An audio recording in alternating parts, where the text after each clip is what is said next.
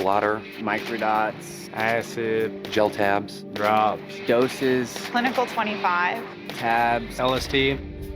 Acid is such a scary, scary drug. It was the craziest feeling I've ever had in my life, and most uncontrollable feeling I've ever had in my life. LSD is one of the most potent and mood-altering and emotionally altering chemicals that you can put in your body. It's made in a lab, it's some kind of mixture of chemicals. It is odorless, colorless, and has a slightly bitter taste to it. It's packaged in different ways. Like you can buy, just a single piece of paper, one hit. You can buy a sheet. You can buy a book, which is multiple sheets of LSD. I've seen it come in, gel tabs and liquid.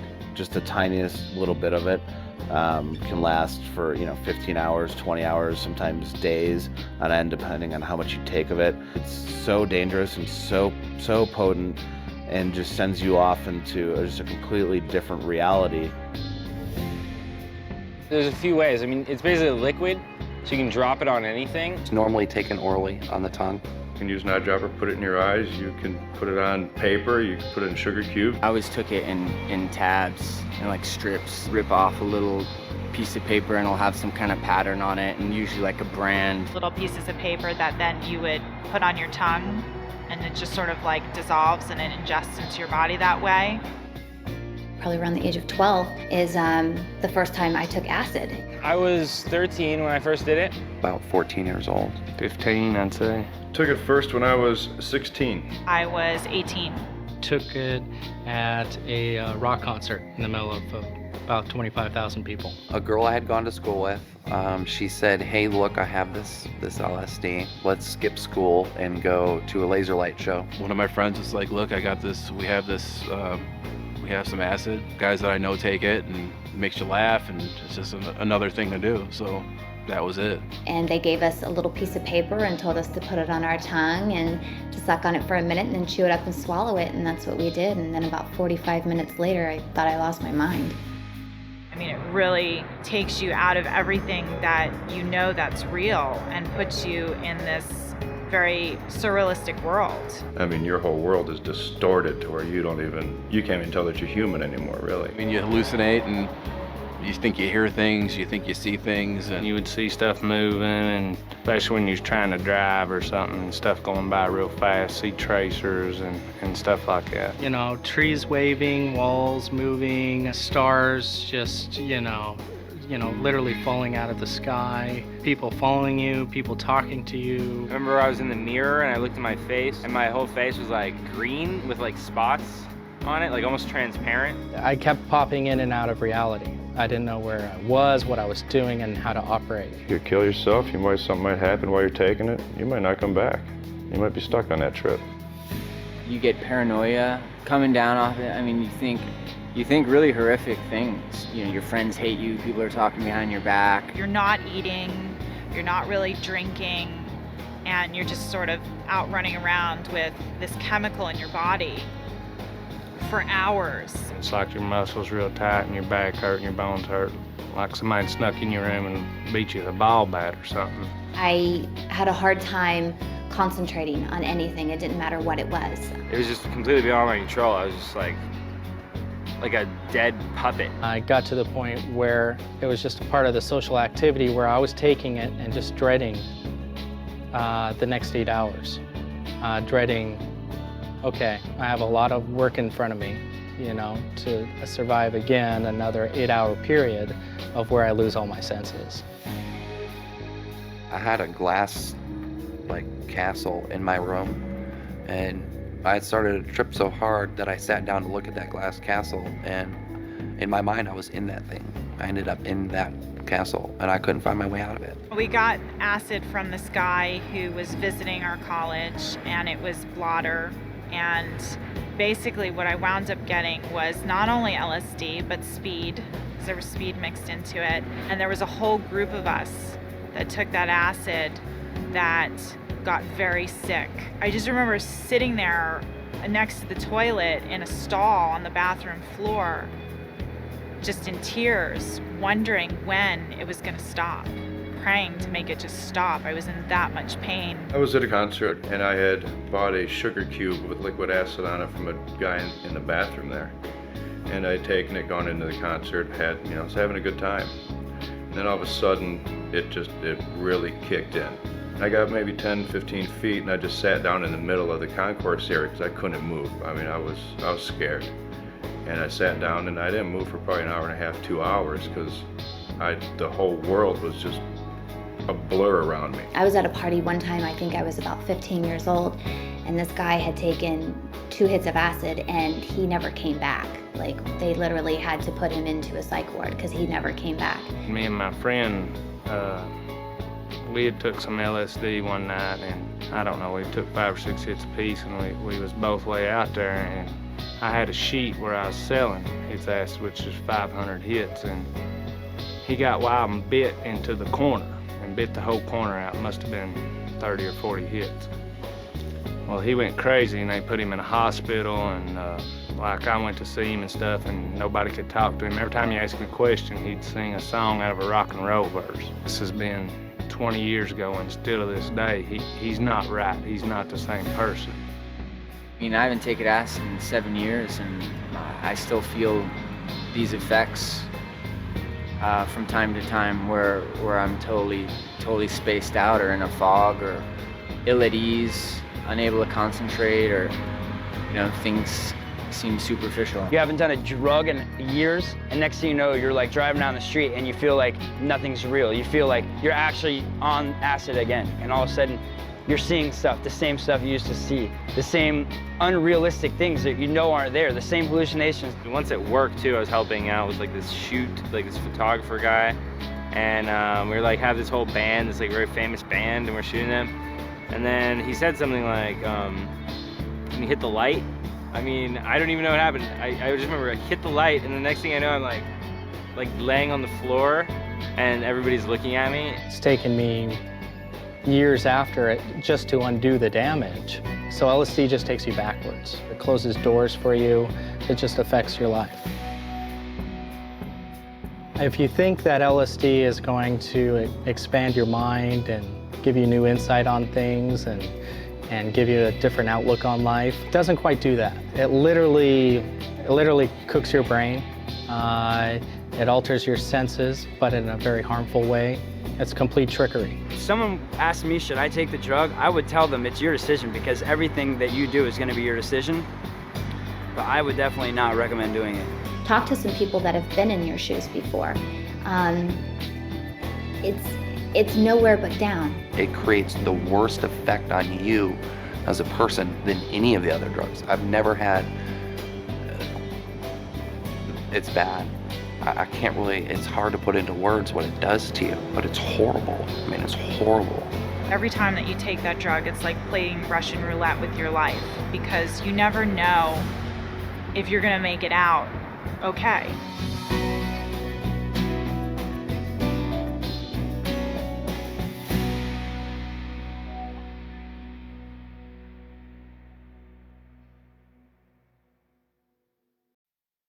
Hillbilly heroin, OCs, Narcos, Smurfs, 80s, Big Boys, Dollar Bill, Green Goblin, painkillers. it makes your life a hell on earth eventually.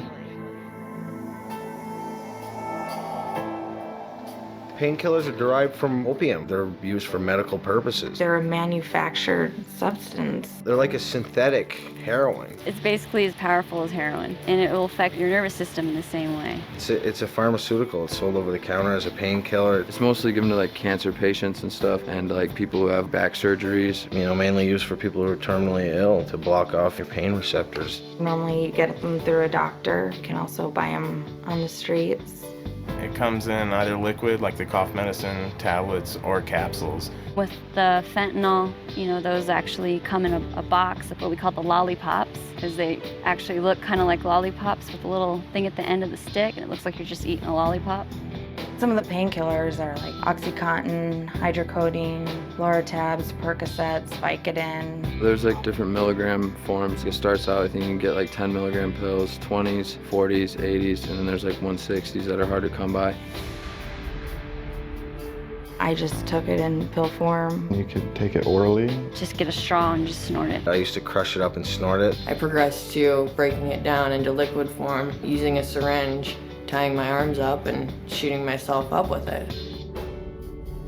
When I first tried it, I was 16 years old. I was probably 18. I was 21. I started painkillers at about 28. It was hydrocodone, a prescription painkiller. I'd first gotten it prescribed to me from a doctor. I was on prescription pain medication from my doctor and therapist for a long time, and then I just bought it off the street after that. I took the pain pills from a car accident. Had some medical issues that developed because of playing sports, and he prescribed me Loratab and Somas. Took it for a leg injury. I just thought that it was experimental and I thought it would be cool to try. It was in the 9th grade in class. My buddy gave me an Oxycontin. A group of friends in high school. It was the cool thing to do at the time. A friend of mine had told me about pain pills and how they made you feel, and I knew they were in the medicine cabinet. So that's when I went looking. And then I tried to stop, but it was just way too addictive and I got really sick when I stopped. So I just kept going with it. One thing led to another, and before you know it, you're hooked.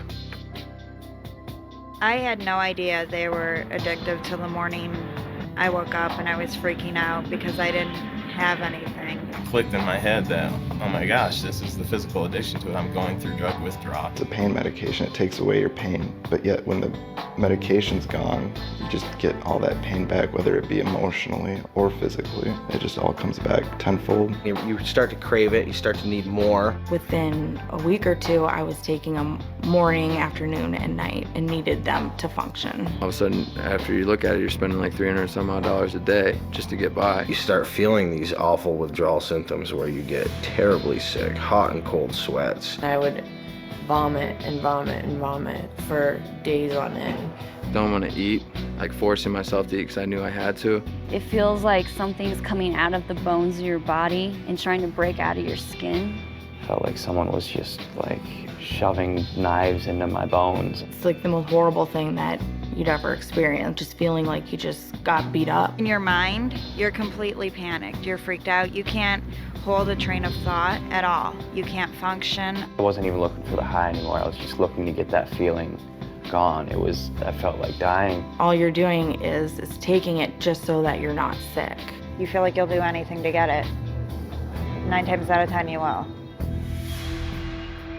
I had a choice to walk out a door and leave my life and my house and my wife, or stay and try and make things work and quit drugs. And I walked out that door. I just packed up my things and I left my kids with my parents. I left my family. I didn't tell them where I was going. And I went and stayed with a friend in this rundown hotel full of drug dealers and prostitutes. I was kicked out of my house 3 separate times. I couldn't believe that it happened to me. Like, for me to be homeless, sweaty, hungry, smelly. I was filling out fake prescriptions. You actually forged the doctor's signature. Next thing you know, a few months later, I was being arrested for fraud and forgery.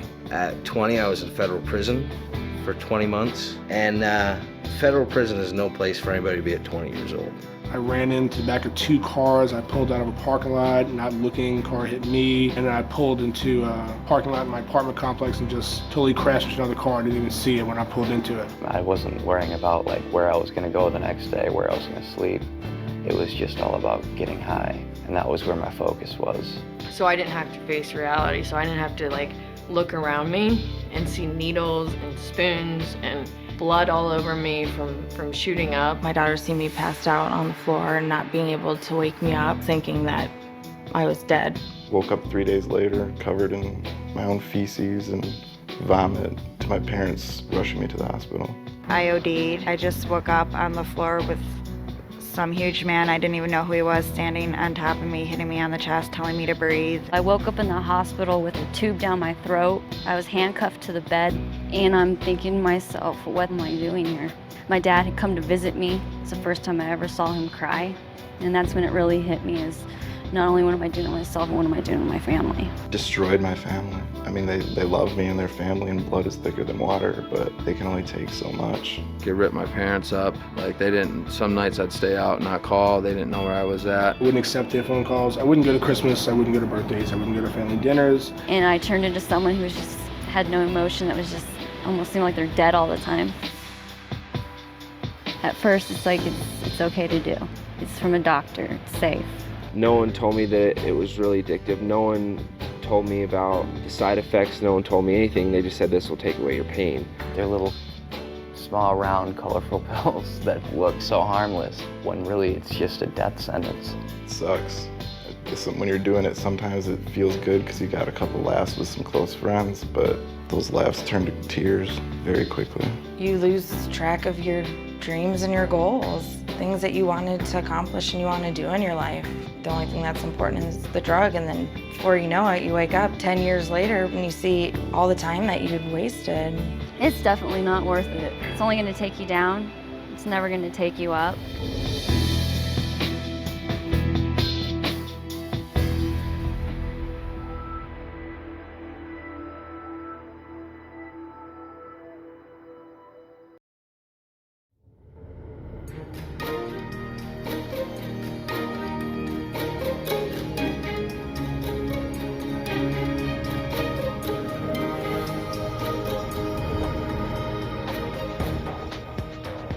Drug abuse is not just a problem you only find in troubled families or on street corners in urban neighborhoods. Hey, little brother. Where you been all morning? One way or another, this tragedy touches most of us at some point in our lives. And the problem is getting worse and more widespread every day. Drug abuse is an epidemic. What's going on in there? Nothing. Please. Open this door. Just leave me alone. For a person who has to sit by and watch a loved one wrestle with the drug problem, the situation can appear hopeless. For the person wrestling with the drug problem himself, it can feel even worse. For while drugs may seem to offer some relief from unwanted feelings or physical pains, they actually only mask the problem. Drug abuse tears families apart, wrecks marriages, and even devastates whole communities. And the problem doesn't just end with street drugs like heroin and cocaine. Prescription drug use is at an all-time high. And the effects of medical and psychotropic drugs can be every bit as disastrous, with side effects that are worse than the original problem: depression, violence, and even suicide. Even so-called mild drugs like marijuana actually physically make the brain waste away. Hey man, could you smoke later? I'm trying to study here and the smoke's really bothering me. What? Nothing, dude. Worse still, for those lucky enough to make it out, drug problems don't stop when people stop taking drugs. So Stacy, I think you compiled the results from that market research. Stacy? Stacy. The accumulated effects of drug taking can leave a person both physically and mentally impaired, I'm sorry, what was the question? even long after they have taken them. To understand how this could be, you must realize that drugs are essentially poisons. And in addition to their immediate effects, it's been discovered that they don't entirely leave the body. Drug residues lodge in the fatty tissues, and they can remain there for years. Furthermore, those deposits can get dislodged and go back into action in the bloodstream, causing you to re-experience their effects time and time again. Stacy? Stacy? Even residues from medicinal drugs, such as Novocaine, diet pills, and other toxic substances, such as pesticides, can get lodged in the tissues of the body and become reactivated years later. To make matters worse, the physical and mental reactions to drug withdrawal can be an agonizing experience.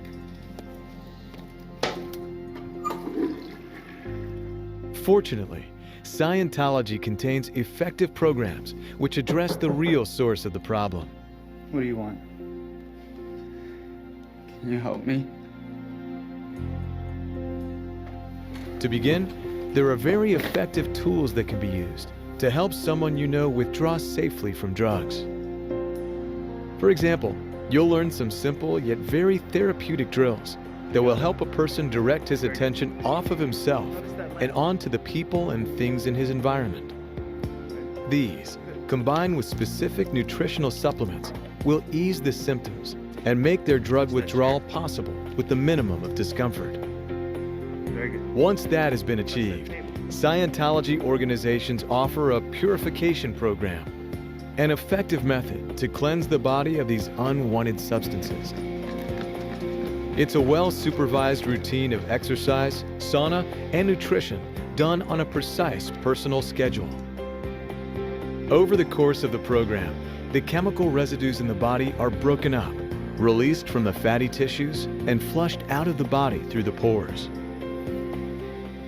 Once your body is cleansed of these toxic substances, you can take further steps to eliminate the harmful influence those past incidents can have over you, once and for all. With these powerful solutions, you can be restored to your full and natural vitality, intelligence, and well-being. Honored to address you now on behalf of our class. No matter how it seems, the situation is not hopeless. Something can be done about it.